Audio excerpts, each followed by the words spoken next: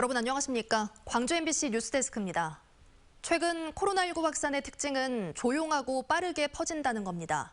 소규모 집단 감염이 산발적으로 증가하고 활동량이 많은 젊은 층의 감염이 늘면서 확진자가 닷새째 두 자릿수를 유지했습니다. 보도에 송정근 기자입니다. 최근 광주의 코로나19 확산세의 특징은 크게 두 가지입니다. 빠르고 조용한 전파가 계속되면서 소규모 집단 감염이 증가하고 있습니다. 최근 발생한 유형별 발생 현황을 보면 10개의 집단 감염에서 모두 216명이 코로나19 확진 판정을 받았습니다. 나도 모르는 사이에 확진자와 동선이 겹치면서 소규모 집단 감염이 늘어나고 있는 겁니다. 활동량이 많은 젊은 층의 확진도 증가하고 있습니다. 이번 달 1일부터 지금까지 386명의 확진자가 발생했는데 2명 중 1명이 20, 30대 확진자인 것으로 나타났습니다. 특히 20, 30대층은 카페와 호프집 등 이동 동선이 복잡해 역학조사에도 애를 먹고 있습니다. 비수도권의 1일 신규 확진자도 600명대를 눈앞에 두고 있는 상황입니다.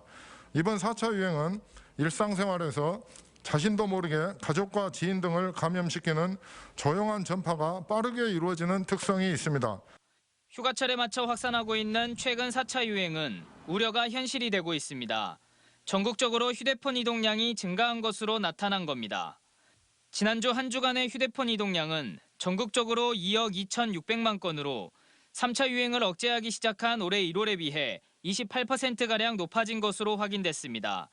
어려우겠지만 4차 유행의 차단을 위해 최대한 약속이나 모임, 이동량을 줄여주시고 사람 간의 접촉을 줄여주실 것을 당부드립니다. 닷새째 두 자릿수 확진자가 나오고 있는 광주시.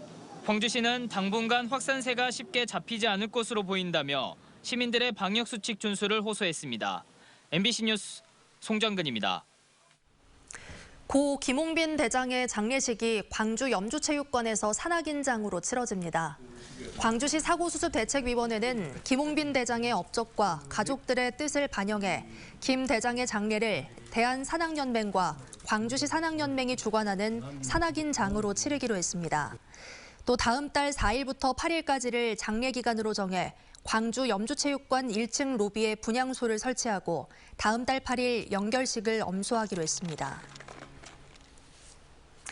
광주 학동에서 발생한 붕괴 참사의 원인이 비용을 줄이려고 계획서를 무시한 채 진행한 불법 철거 때문으로 확인됐습니다. 경찰은 시공사인 현대산업개발이 불법 철거를 알고도 묵인한 증거를 확보해 과태료 처분하기로 했습니다. 우종훈 기자가 취재했습니다. 철거 중이던 5층 높이 건물이 무너져 17명의 사상자가 난 광주 학동 붕괴 참사. 국립과학수사연구원의 감정 결과 해체 계획서를 무시한 불법 철거 때문에 붕괴가 난 것으로 확인됐습니다. 철거는 맨 위층부터 허문다는 계획과 달리 건물 뒤편에 붙은 2층 높이 부속 건물을 해체한 뒤 1층 외벽부터 제거해 중장비를 올릴 흙을 건물 안까지 침범하도록 쌓았습니다. 이후에도 계획을 어긴 채 한 층씩 제거하지 않고 건물 외벽 전체를 뜯었습니다. 경찰은 사고 당시 잔해물을 토대로 중장비를 올리기 위해 쌓은 흙과 건물에 그대로 방치된 폐기물의 하중으로 붕괴가 난 것으로 판단했습니다. 공사비를 줄이려고 작업 반경이 짧은 중장비를 동원하다 보니 건물 안으로 진입해 철거했던 것도 건물이 도로변으로 쓰러지도록 만든 원인으로 지목됐습니다. 짧은 붕과 암을 사용하기 때문에 작업 반경이 짧아지다 보니 4층 바닥 높이까지 성토물을 쌓은 것으로 보입니다. 또 경찰은 시공사인 현대산업개발이 불법 재하도급을 알고도 묵인한 것으로 보고 회사에 과태료를 처분할 계획입니다. 불법 재하도급 업체가 포함된 SNS 단체 대화방에 현대산업개발 관계자가 있었던 것이 확인됐기 때문입니다. 다만 업무상 과실치사상 등 혐의로 입건된 현대산업개발 안전부장 등 3명을 제외한 다른 윗선의 관계자가 불법 재하도급에 가담한 사실은 밝혀지지 않아 현재로선 형사처벌이 힘든 상황입니다. 원청 업체에 대해서는 불법 하도급 사실을 인지하고도 이를 무기한 것으로 판단하고 관할 행정관청에 건설산업기본법 위반 혐의 사실을 통보하였습니다. 참사 발생 50일 만에 붕괴 원인이 밝혀진 가운데 재개발조합 관련 비리 등 의혹에 대한 수사도 속도를 낼 수 있을지 결과가 주목됩니다. MBC 뉴스 우종훈입니다. 광주 전남 지역의 대학 교수 400명이 더불어민주당 정세균 후보를 지지하고 나섰습니다.